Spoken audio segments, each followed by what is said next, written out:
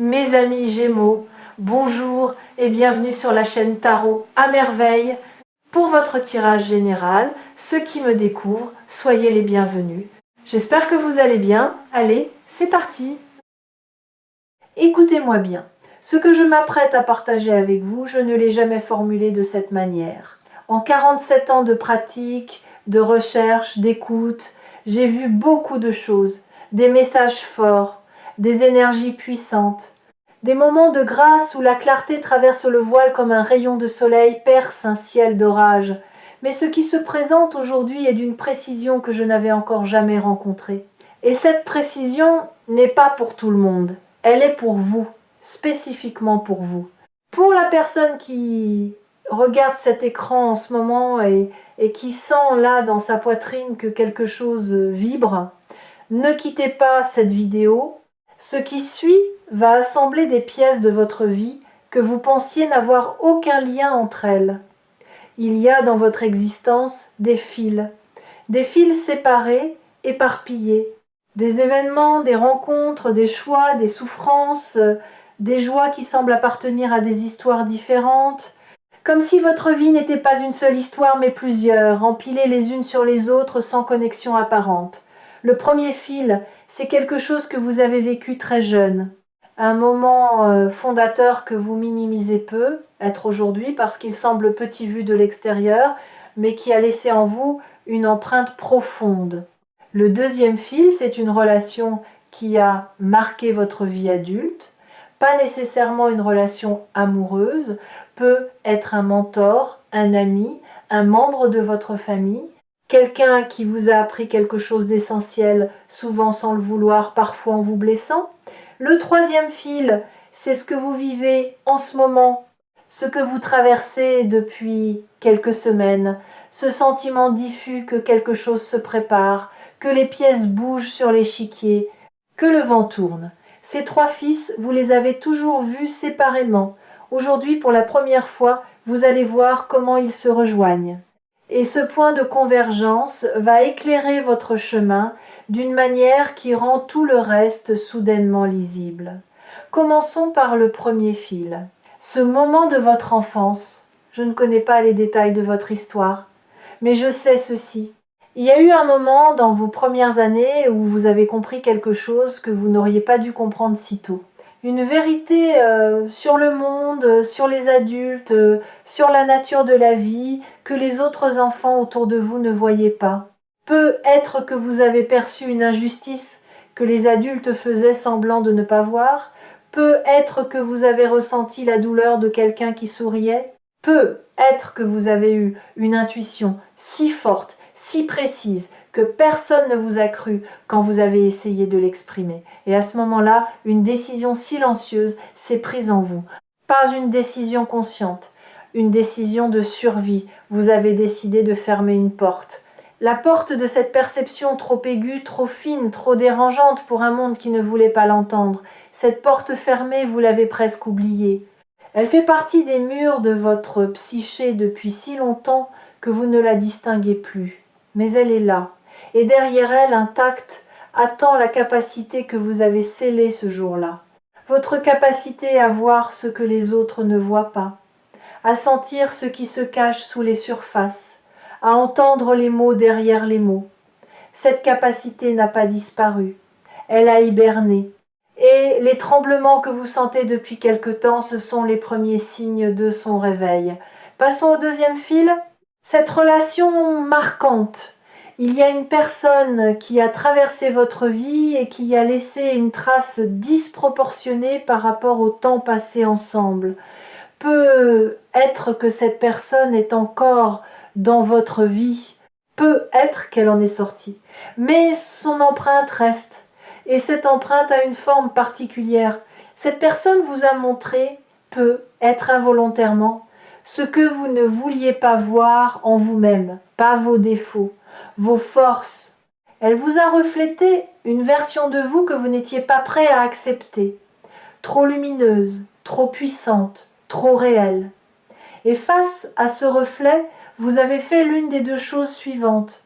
Soit vous vous en êtes éloigné et effrayé par ce que vous voyez, Soit vous vous êtes accroché à cette personne en confondant sa lumière avec la vôtre, en croyant que sans elle, cette version meilleure de vous cesserait d'exister.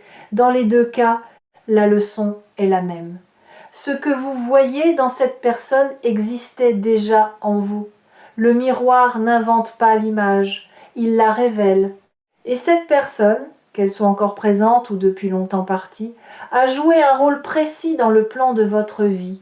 Elle est venue déposer une graine, la graine de la reconnaissance de soi. Et cette graine, arrosée par le temps, par les épreuves, par les larmes versées, les silences habités, est en train de germer maintenant.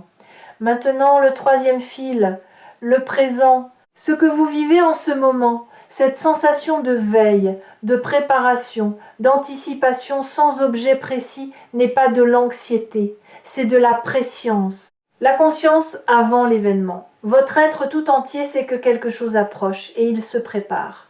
Pas en accumulant des provisions ou en construisant des murs, en s'ouvrant, en se rendant disponible, en faisant de la place pour ce qui n'existe pas encore dans votre réalité mais qui existe déjà dans votre champ de potentiel. Et voici le moment où les trois fils se rejoignent.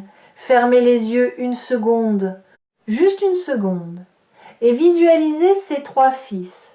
Un fil doré, celui de l'enfance et du don originel, un fil rouge, celui de la relation qui a éveillé ce que vous refusiez de voir.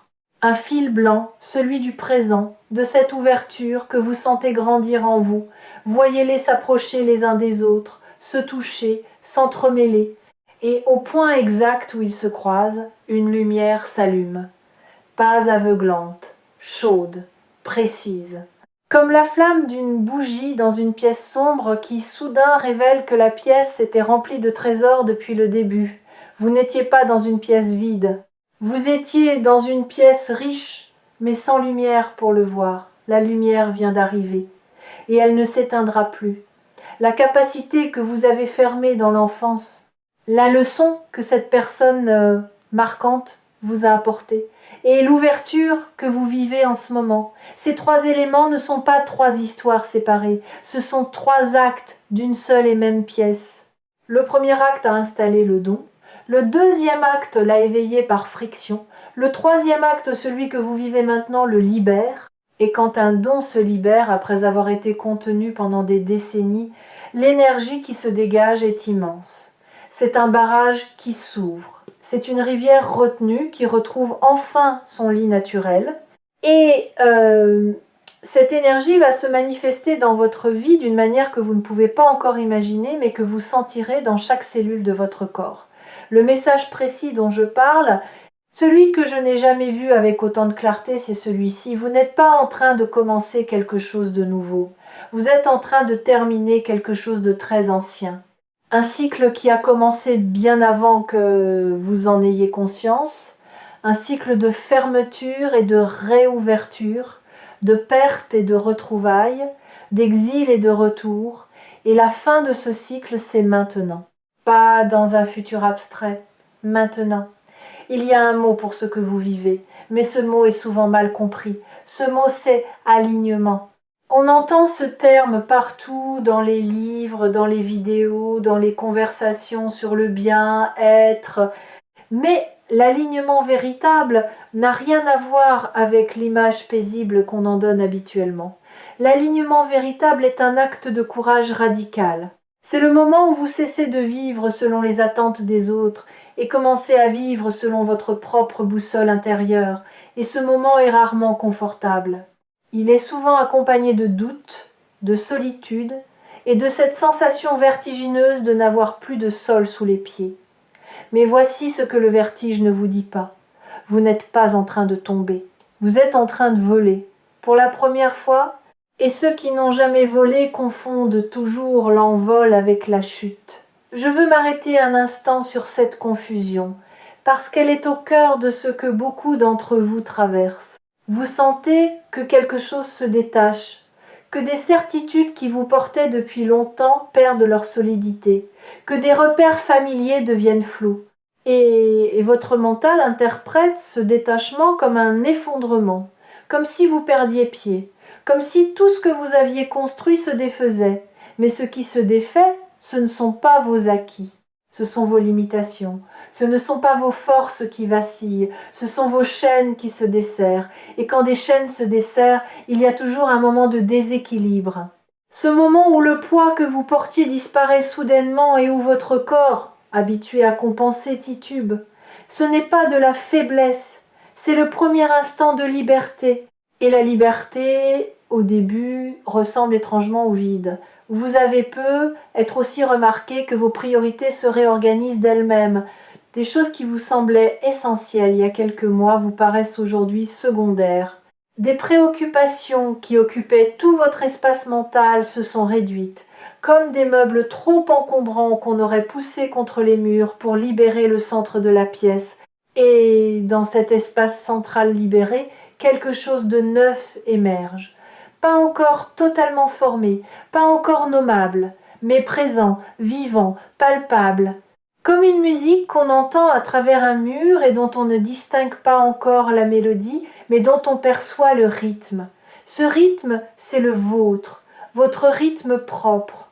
Celui que vous aviez abandonné pour marcher au pas d'une cadence qui n'était pas la vôtre. Quelque chose dans votre environnement va changer, pas parce que l'environnement décide de changer, mais parce que vous, en changeant, allez modifier la manière dont votre environnement réagit à votre présence.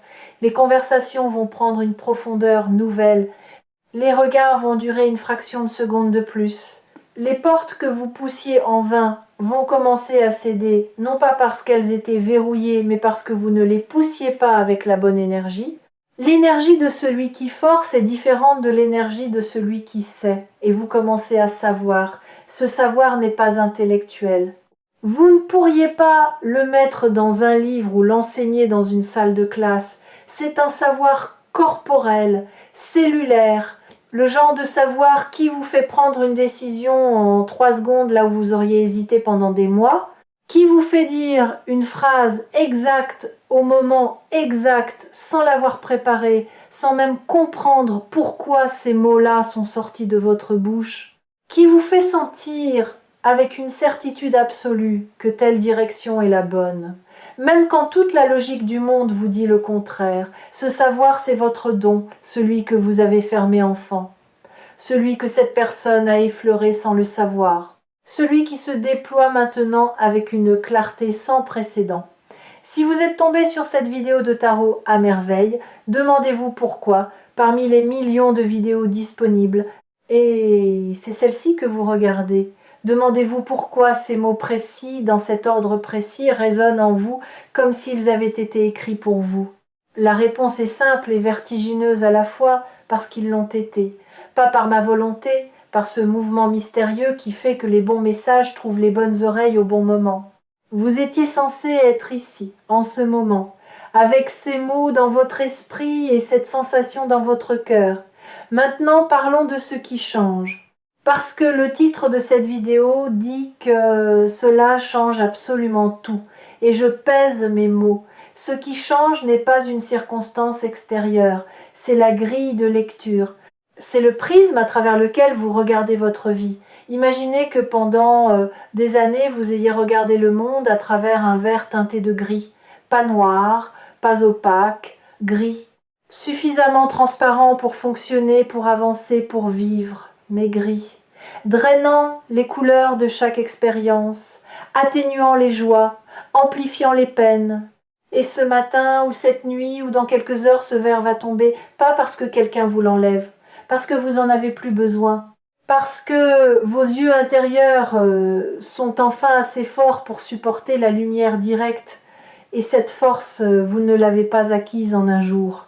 Vous l'avez construite sans le savoir, à chaque épreuve traversée, à chaque deuil accompli, à chaque fois que vous avez choisi de vous relever alors que tout vous invitait à rester au sol. Chaque levée a été un entraînement.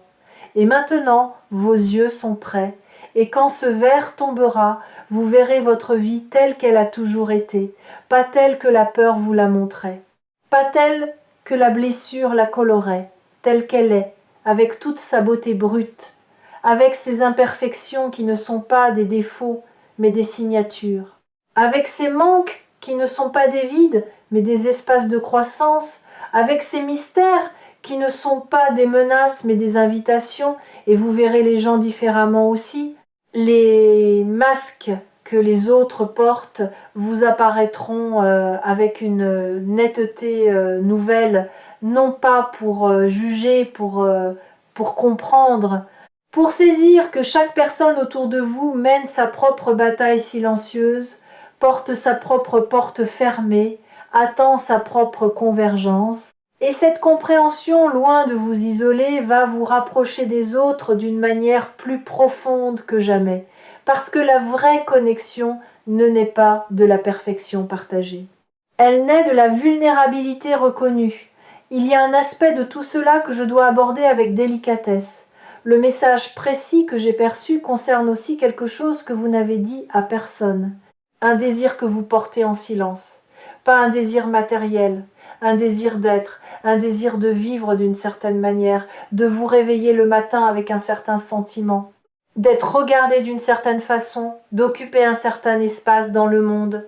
Ce désir, vous le considérez comme impossible, trop grand pour vous, trop beau pour votre histoire, trop lumineux pour quelqu'un qui a connu autant d'ombres. Et c'est là que le message est le plus précis. Ce désir n'est pas trop grand pour vous.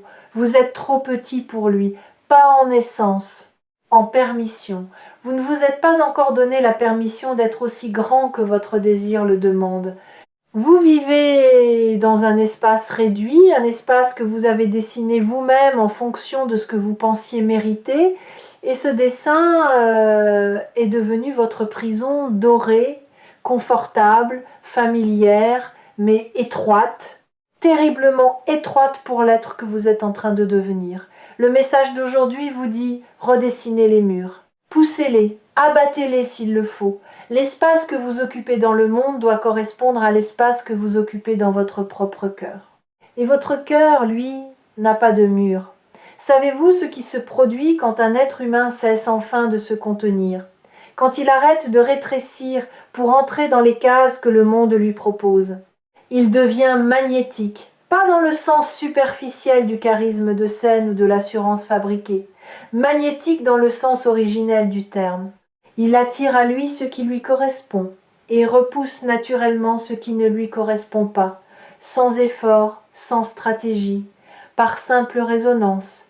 Les bonnes personnes se rapprochent, les mauvaises circonstances s'éloignent, les opportunités apparaissent dans des endroits inattendus, et tout cela ne vient pas d'un pouvoir mystique. Cela vient du fait qu'un être aligné émet un signal clair, et un signal clair reçoit des réponses claires, tandis qu'un signal brouillé, celui de quelqu'un qui vit selon les attentes des autres, ne reçoit que du bruit. Votre signal est en train de se clarifier. C'est peut être la transformation la plus importante de toute votre vie. Et elle se produit si silencieusement que même vous ne la mesurez pas encore pleinement. Mais les effets vont devenir visibles dans vos relations, dans votre travail, dans votre rapport à vous-même, dans la manière dont les gens réagissent à votre présence. Vous allez remarquer des changements subtils, des sourires qui durent un peu plus longtemps, des propositions qui arrivent sans que vous les ayez sollicitées, des conversations qui prennent spontanément une profondeur que vous n'aviez pas initiée. Ce sont les premiers échos de votre nouveau signal, les premières réponses à la fréquence que vous émettez désormais. Je veux vous parler de la peur qui va se manifester, parce qu'elle va se manifester pas comme une attaque, comme un test, le dernier test avant le passage. Quand vous êtes sur le point de franchir un seuil important dans votre évolution, la peur se présente sous sa forme la plus sophistiquée. Elle ne vient plus comme une terreur brute. Elle vient déguisée en prudence, en sagesse, en bon sens. Elle vous dit des choses raisonnables, des choses que tout le monde autour de vous approuverait. Attends encore un peu, ce n'est pas le bon moment, tu n'es pas encore prêt, sois réaliste. Et c'est justement parce que ces arguments semblent si raisonnables qu'ils sont si dangereux, Parce que la raison est parfois l'outil le plus efficace de la peur. Alors comment distinguer la véritable prudence de la peur déguisée? Il y a un test simple. La prudence vous ralentit mais ne vous arrête pas. La peur vous paralyse. La prudence dit « allons-y doucement ». La peur dit « n'y allons pas ». Si ce que vous ressentez face à une décision est un ralentissement, c'est de la sagesse. Si c'est un blocage total, un mur de rationalisation qui s'empile sur lui-même pour justifier l'immobilité, c'est la peur. Et face à la peur, la seule réponse qui fonctionne n'est pas le combat, c'est la traversée. On ne vainc pas la peur en la combattant, on la dépasse en marchant à travers elle. Et de l'autre côté, toujours, se trouve exactement ce que la peur essayait de vous empêcher de rejoindre. Ce qui se passe dans votre vie en ce moment est le résultat de 47 ans de pratique concentrés en un seul point de clarté, et ce que cette clarté révèle est limpide.